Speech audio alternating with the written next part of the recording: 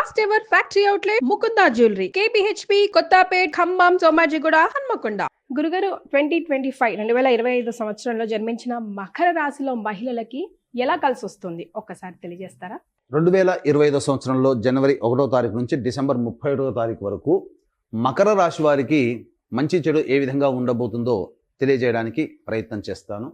ఇక గ్రహ సంచారం చూసుకున్నట్లయితే గురువు 9 మే వరకు వృషభ రాశిలో, తదనంతరం మిథున రాశిలో 9 మే నుంచి సెప్టెంబర్ 28 వరకు, సెప్టెంబర్ 28 నుంచి నవంబర్ 11 వరకు కర్కాటక రాశిలో, అలాగే నవంబర్ 12 నుంచి డిసెంబర్ 28 వరకు మిథున రాశిలో సంచారం చేస్తున్నాడు.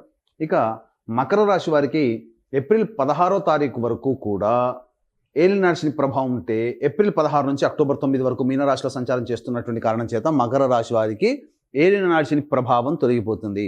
అయితే మళ్ళీ అంత తొలగిపోయింది అని అనుకుంటున్నారా? జూలై 8న మీనంలోనే వక్రీకరించి కుటుంబ శని దోష అనగా ఏలినాటి శని దోష ప్రభావాన్ని మళ్ళీ చూపిస్తున్నాడు.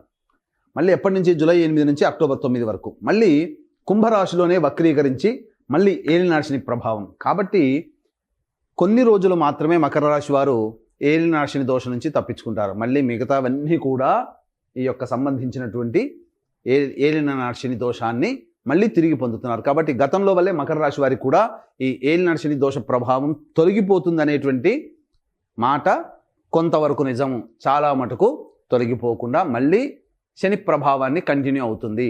ఇక గమనించుకున్నట్లయితే నవమ స్థానంలో 15 మే వరకు కేతువు, మరియు కుటుంబ స్థానంలో మరియు తృతీయ స్థానంలో రాహువు మీనరాశిలోకి, తదనంతరం 16 మే నుంచి సింహరాశిలోకి కేతువు, అలాగే కుటుంబ స్థానంలోకి రాహు ప్రభావం వలన గురుగ్రహము కొంత కాలం మీకు అనుకూలంగా ఉంటుంది, మిగతా గ్రహాలు ప్రధానంగా అనుకూలంగా లేవు. కాబట్టి ఈ 2025 సంవత్సరంలో మకర రాశి వారు కొన్ని గ్రహాల ప్రభావం వలన కష్ట నష్టములు ఎదుర్కోక తప్పదు.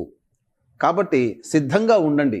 సమస్యలు ప్రతి మానవుడికి వస్తాయి, కానీ కొన్ని రోజులు, కొన్ని నెలలు అనుకూలంగా ఉంటాయి. ఏ నెలలో అనుకూలత ఉంటుంది, ఏ నెలలో అనుకూలంగా ఉండదు, ఎప్పటి నుంచి ఎప్పటి వరకు మంచి స్థితిగతులు ఉంటాయనే విషయాల గురించి క్లుప్తంగా తెలియజేసుకుందాం. ముందుగా ఈ మకర రాశిలో జన్మించినటువంటి కేంద్ర రాష్ట్ర ప్రభుత్వ ఉద్యోగస్తులకి తక్కువ అనగా ప్రమోషన్స్ అనేటువంటివి ఉంటాయి, కానీ ఊహించినటువంటి ప్రమోషన్స్ కాకుండా తక్కువ స్థాయికి మీరు బదిలీపై వెళ్ళడం జరుగుతుంది. కోరుకున్న చోటికి బదిలీలు కావాలనుకున్నప్పుడు చాలా కష్టపడాలి. అధికారుల యొక్క అనుగ్రహం పొందడం కోసం చాలా కష్టపడితే తప్ప కోరుకున్న చోటికి బదిలీ అనేటువంటి జరగవు. ఇక ప్రైవేట్ రంగంలో వర్క్ చేస్తున్నటువంటి మకర రాశిలో జన్మించినటువంటి స్త్రీ పురుషులు ఎవరైనా కానీ చాకచక్యముతో, లౌక్యంతో వ్యవహరిస్తూ అధికారులని మెప్పుకోలు కోసం ప్రయత్నిస్తూ పని చేసుకోవాల్సిందే. కాబట్టి మనము ఎక్కువ అనేటువంటి అహం ఎప్పుడైతే వస్తుందో ఈ మకర రాశి వారికి ప్రైవేట్ ఉద్యోగంలో ఇబ్బందులు అనేటువంటి ఎదుర్కోక తప్పదు. నూతన ఉద్యోగం కోసం వెతుక్కోవాలనే ఆలోచన వస్తుంది, కానీ ఆ ఆలోచన ఎలాంటి సందర్భంలో మనం చేసుకోవాలి, ఎప్పుడు నూతన ఉద్యోగం కోసం మారాలనేటువంటి విషయాల గురించి కూడా మీకు తెలియచేయడం జరుగుతుంది. ఇక ఈ రంగంలో జన్మించినటువంటి ప్రధానంగా రాజకీయ రంగంలో ఉన్నటువంటి ప్రముఖులు, మకర రాశిలో ఉన్నటువంటి రాజకీయ ప్రముఖులు ఎవరైతే ఉంటారో ప్రజాదరణ అంతగా లభించక ఇబ్బంది పడుతూ ఉంటుంటారు. ముఖ్యంగా ఇటు సంపాదించిన సొమ్ము ఖర్చు అయిపోయినా, ఏ పదవి రాలేదని భంగపాటు ఉన్నా, పెద్దల యొక్క అనుగ్రహం, రాజకీయ రంగంలో పెద్దల యొక్క అనుగ్రహం ఉండడం చేత స్టే అవ్వగలుగుతారు, అనగా నిలబడగలుగుతారు. ఇది గుర్తుపెట్టుకోండి.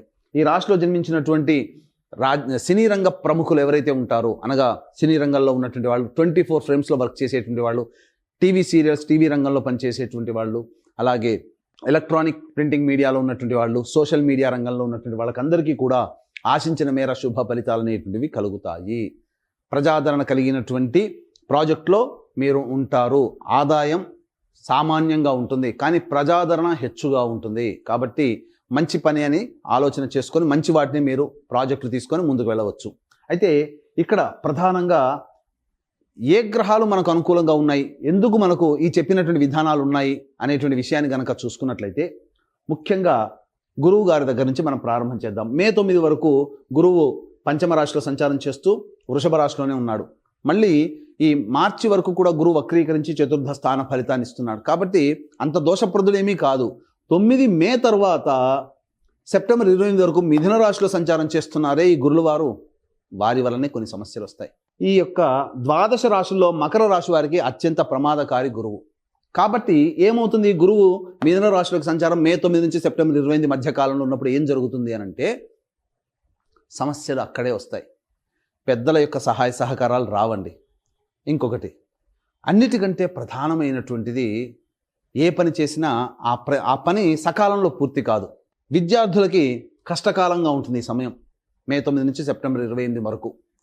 అలాగే ధనం కోసం ఎవరికైనా ఈ సమయంలో మే 9 నుంచి సెప్టెంబర్ 28 మధ్య కాలంలో డబ్బులు ఎవరికైనా ఇచ్చారా, ఆ డబ్బు మీద ఆశ వదులుకోవాల్సిందే. ఎందుకనంటే కష్టములతో కూడుకున్నటువంటి రాబడి ఉంటుంది. ఈ సమయంలో కనుక డబ్బు ఇస్తే చాలా కష్టపడాలి.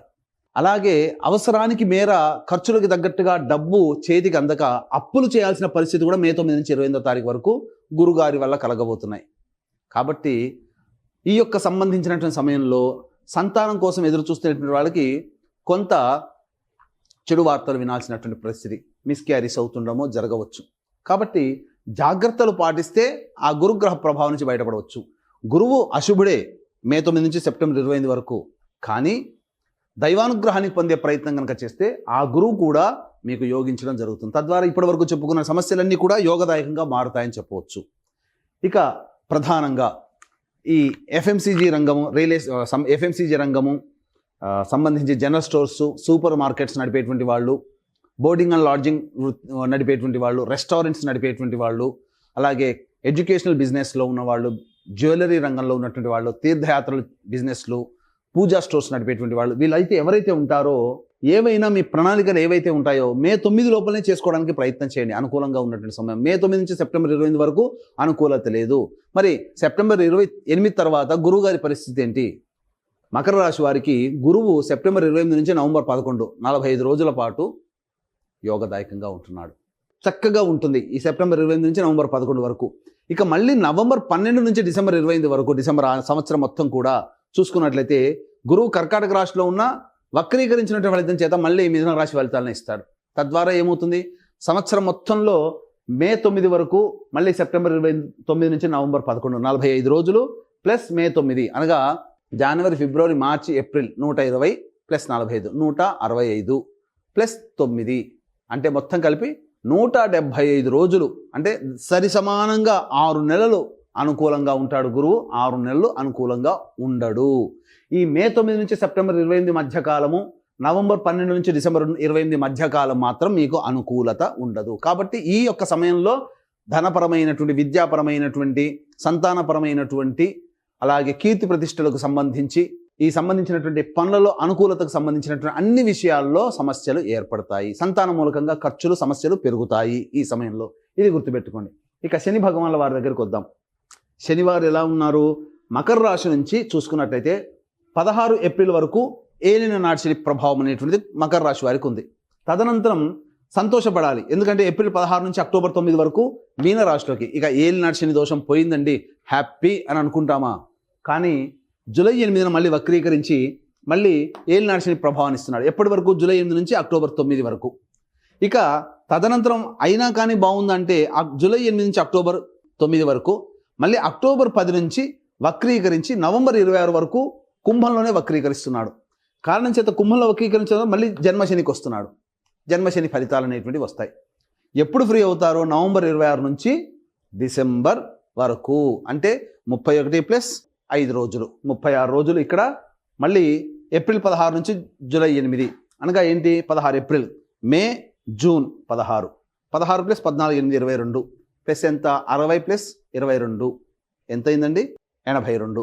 ఇక్కడ 35, మొత్తం కలిపితే 82 35 మొత్తం మీకు 117 రోజులు, అంటే సరి సమానంగా 118 రోజులు వేసుకోండి. ఈ 118 రోజులే శని మీకు అనుకూలంగా ఉంటాడు. మిగతా సమయమంతా కూడా ఏలిన నాటి శని దోషంలోనగా సంబంధించి జన్మశని, కుటుంబ శని దోషంలో ఈ మకర రాశి వాళ్ళు ఉంటారు. కాబట్టి ఇటు గురువుగారు, ఇటు శనివారు వీరిద్దరు కూడా అనుకూలంగా లేని కారణం చేత సమస్యలు అనేటువంటివి ఉంటాయి. ముఖ్యంగా ఈ యొక్క మకర రాశిలో జన్మించినటువంటి వారు కష్టే ఫలి అన్నట్టు చందంతో ఉండాలి.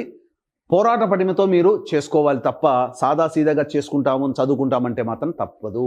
జ్ఞాపక శక్తి తక్కువగా ఉంటుంది. ఇక అధికారులకి, కింది స్థాయి ఉద్యోగస్తులు ఎవరైతే ఉంటారో వాళ్ళ సహాయ సహకారాలు అందకుండా ఉండడం, ప్రతి పని మీరే చేసుకోవాల్సి రావడం అనేటువంటిది ఉంటుంది. అంటే దీని అర్థం ఏంటి? ఈ మకర రాశిలో జన్మించినటువంటి వాళ్ళు 2025వ సంవత్సరంలో మీ పని మీరే చేసుకోవాలి, ఎదుటి వాళ్ళ మీద ఆధారపడకూడదు అనేటువంటి విషయాన్ని గమనించుకోవాలి. ఇక రాహుకేతుల ప్రభావం కనుక చూసుకున్నట్లయితే ఈ సంబంధించినటువంటిది కేతు 16 మే నుంచి అష్టమ స్థానంలో, రాహు ద్వితీయ స్థానంలో. కాబట్టి 16 మే తర్వాత వాహనాన్ని నడిపేటప్పుడు జాగ్రత్తలు పాటించాలి. ఆకస్మికంగా మీకు సంబంధించి ఎనీ ఇన్ఫర్మేషన్ ముందుగా ఎటువంటి సైన్ లేకుండానే మీకు అనారోగ్య సమస్యలు రావచ్చు. కాబట్టి జాగ్రత్తలు పాటించండి. ఆకస్మికంగా వస్తాయి, మీకు గుర్తి తెచ్చి సమస్యలు రావు. ఆకస్మిక సమస్యలు రాహుకేతుల వల్ల వస్తాయి. కాబట్టి రాహుకేతుల యొక్క అనుగ్రహాన్ని, గురుశనుల యొక్క అనుగ్రహాన్ని సంపూర్ణంగా ఈ రాశి వాళ్ళు పొందాలి. ఇక గమనించుకున్నట్లయితే ఈ రాశిలో జన్మించినటువంటి వాళ్ళకి ప్రధానంగా రైతులకి సామాన్యంగా 2 పంటలు సామాన్యంగానే ఉంటాయి. రియల్ ఎస్టేట్ రంగంలో ఉన్నటువంటి వారికి ప్రధానంగా చూసుకున్నట్లయితే నూతన ప్రాజెక్టులు చేపట్టకపోవడమే చాలా మంచిది. ఉన్న ప్రాజెక్ట్ని కంటిన్యూ చేసుకోవడమే చాలా మేలు అనేటువంటి విషయాన్ని గమనించుకోవాలి. అన్నిటికంటే మించి అప్పుగా మీరు ఏది ఇచ్చినా అది తిరిగి రాబట్టుకోవడానికి చాలా కష్టపడాల్సి వస్తుంది. కాబట్టి నిర్మోహమాటంగా ఈ సంవత్సరం డబ్బు విషయంలో మీరు జాగ్రత్తలు పాటించండి. ఇక గమనించుకున్నట్లయితే ప్రధానంగా ఈ సంబంధించినటువంటిది నిరుద్యోగస్తులకి ఎప్పుడు ఉద్యోగ లభ్యత ఉంటుంది. ఇక మార్చి 13 నుంచి ఏప్రిల్ 12 మధ్య కాలంలో ఈ సమయంలో మీ నిరుద్యోగస్తులకి ఉద్యోగ లభ్యత ఉంటుంది. మరియు పనిచేస్తున్నటువంటి వాళ్ళకి ప్రమోషన్స్ కలిగినటువంటి సమయం కూడా ఈ సందర్భంలోనే మీ పేరు నోటెడ్ అయిపోతుంది. ఇక తర్వాత మళ్ళీ ఉద్యోగం మారాలి, చేస్తున్నటువంటి సమస్యలు ఎక్కువగా ఉన్నాయి, ఉద్యోగం మార్పు ఏ నెలలో అయితే బాగుంటుందని ఆలోచించేటువంటి వాళ్ళకైతే ప్రధానంగా జూన్ 14 నుంచి జూలై 14 మధ్య కాలంలో కొత్త ఉద్యోగంలో మార్పులు చేర్పులు చోటు చేసుకుంటాయని చెప్పవచ్చు. ఇక ప్రధానంగా చాలా సంవత్సరాలు నెలలు ఓపిక పట్టాం, ఇక మా వల్ల కావట్లేదు, ఈ సంవత్సరంలో మాకు ఉద్యోగంలో ప్రశాంతత లేదు అనుకునేటువంటి వాళ్ళు అప్పుడు అక్టోబర్ 16వ తారీఖు నుంచి డిసెంబర్ 14వ తారీఖు వరకు కూడా మీరు నూతన ఉద్యోగం కోసం ప్రయత్నం చేయవచ్చు. లేదా ఈ చెప్పినటువంటి సమయంలో మీకు ఉద్యోగంలో ప్రశాంతత, అభివృద్ధి, బాధ్యతలు పెరగడం ఇవన్నీ కూడాను ఈ చెప్పినటువంటి సమయంలో కలుగుతాయి. ఇక ముఖ్యంగా గమనించుకున్నట్లయితే లాయర్ రంగంలో ఉన్నటువంటి వాళ్ళకి, రియల్ ఎస్టేట్ రంగంలో ఉన్నటువంటి వారికి మంచి సమయం ఎప్పుడంటే జూన్ 4 నుంచి జూలై 25వ తారీఖు వరకు ఉన్నటువంటి సమయం మంచి సమయం. తద్వారా మీకు కొంతవరకు మంచి చేకూరుతుంది. కాకపోతే ఆరోగ్యం పట్ల శ్రద్ధ వహించాల్సినటువంటి పరిస్థితి జూలై 4 నుంచి జూలై 25 మధ్య కాలంలో. ఇక అన్ని విధాలుగా లాభదాయకంగా ఉన్నప్పుడు అక్టోబర్ 25వ తారీఖు నుంచి డిసెంబర్ 5వ తారీఖు వరకు ఉన్నటువంటి సమయం అన్ని విధాలుగా లాభదాయకంగా ఉంటుంది. అన్ని రంగాలలో ముఖ్యంగా రియల్ ఎస్టేట్ రంగంలో రైతులకి సంబంధించి, అలాగే లాయర్లు, అడ్వకేట్ బిజినెస్లో ఉన్నటువంటి వాళ్ళకందరికీ కూడాను మంచి శోభాయమానంగా ఆనందకరంగా ఉంటుందని చెప్పవచ్చు. ఇక సాఫ్ట్వేర్ రంగంలో ఉన్నటువంటి వాడు ఈ యొక్క మకర రాశిలో జన్మించిన వాళ్ళు ఎవరైతే ఉంటారో కొన్ని ఇబ్బందులు పడక తప్పదండి. గమనించాల్సిందే, ఇబ్బందులు పడక తప్పదు. కాబట్టి ఉద్యోగ భద్రత కోసమే దైవానుగ్రహాన్ని పొందే ప్రయత్నం చేయాలి. ఈ రాశిలో జన్మించినటువంటి స్త్రీలు గతంలో వలె ఉంటాయి, పెద్ద మార్పులు చేర్పులు ఏమీ ఉండవు. కాకపోతే మీ మాటకి విలువ కొంత తగ్గినప్పటికీ బాధ్యతలు మాత్రం పెరుగుతాయి. ఆ బాధ్యతలు పెరగడం వల్ల కొంత శారీరక శ్రమ, మానసిక ఆందోళన ఎక్కువగా ఉంటుంది. పుట్టింటి వారి ఆరోగ్యం పట్ల శ్రద్ధ వహించాల్సినటువంటి పరిస్థితి అనేటువంటిది గోచరమవుతుందని చెప్పవచ్చు. ఇక అన్నిటికంటే ప్రధానంగా ఈ రాశిలో జన్మించినటువంటి స్త్రీ పురుషులకి వివాహాలు బాగా ప్రయత్నం చేస్తే తప్ప వివాహ సంబంధాలు కుదరవు. అయితే గమనించుకోవాల్సినటువంటి అంశం ఏంటంటే ఈ యొక్క మకర రాశిలో జన్మించినటువంటి వారికి ప్రధానంగా మే 9 నుంచి సెప్టెంబర్ 28 ఉన్నటువంటి మధ్యకాలంలో పెద్దల సహాయ సహకారాలు లేకపోవడము, అలాగే దంపతుల మధ్య, భాగస్వామ్య వ్యాపారస్తుల మధ్య విభేదాలు రావడం, ఇవన్నీ కూడా సమస్యలు ఉంటాయి. కాబట్టి లౌక్యంతో మౌనాన్ని వ్యవహరిస్తూ, లౌక్యాన్ని ప్రదర్శిస్తూ మీరు కనుక ముందుకు వెళితే చాలా మటుకు సమస్యలు తగ్గుముఖం పడతాయని చెప్పవచ్చు.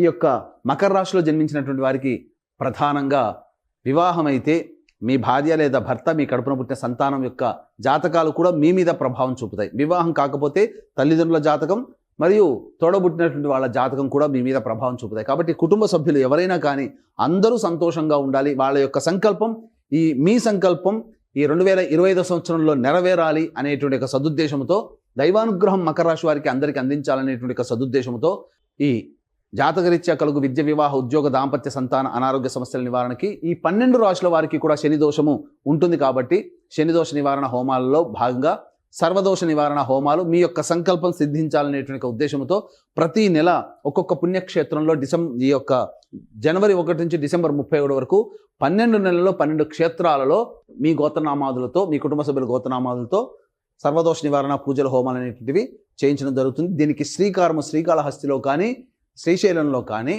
జనవరి 13వ తారీఖు రోజున ఏర్పాటు జరుగుతుంది. అవకాశం ఉన్న వాళ్ళు కార్యక్రమ తదనంతరం కాంటాక్ట్ చేసి మీ కుటుంబ సభ్యుల గోత్రనామాలు రిజిస్ట్రేషన్ ఎలా చేసుకోవాలో తెలుసుకోగలరు. ఇక తండ్రి వైపు 6 తరాలు, తల్లి వైపు 3 తరాలు, భర్త వైపు 6 తరాలు, భార్య వైపు 3 తరాల్లో ఏవైనా దుర్మరణాలు ఉన్నా, liver failure, kidney failure, cancer రోగాలతో లేదా 60 సంవత్సరాల లోపల మీ కుటుంబ సభ్యులు ఎవరైనా మరణించినా వాటిని పితృదోషం లేదా పితృశాపం అంటారు. కాబట్టి ప్రతి నెల పితృదోష నివారణ పూజలు మన పీఠం ఆధ్వర్యంలో జరపబడుతున్నాయి. వాటి వివరాలు కూడా మీ కార్యక్రమ తదనంతరం కాంటాక్ట్ చేసి తెలుసుకోవచ్చు. ఇక ఈ సంబంధించినటువంటి మకర రాశిలో జన్మించినటువంటి వారు ప్రధానంగా సమస్యల ఎదురైనప్పుడు సమస్యల నివారణ కోసం లేదా చక్కగా ఈ 2025లో ఆనందంగా ఉండాలనేటువంటి భావించేటువంటి వాళ్ళు ప్రతిరోజు దత్త అష్టకం, కాలభైరవాష్టకం, రుద్ర కవచం రోజుకి 3 సార్లు పఠించండి. ఈ ప్రతిరోజు చేస్తున్న దీనికి విభిన్నంగా మీ యొక్క జీవితం ఉన్నట్లయితే మీ జన్మజాతకంలోని నడిచేటువంటి గ్రహ దశాంతర్దశల ప్రభావాలు కావున దగ్గరలోని మంచి ఉపాసనా పరులైనటువంటి జ్యోతిషుని సంప్రదించి వారి సలహాలు సూచనలు పాటించి మరింత మెరుగైన జీవితాన్ని పొందుతారని ఆశిస్తూ సర్వం శ్రీ ఉమామహేశ్వర పరబ్రహ్మార్పణమస్తు. ధన్యవాదాలు.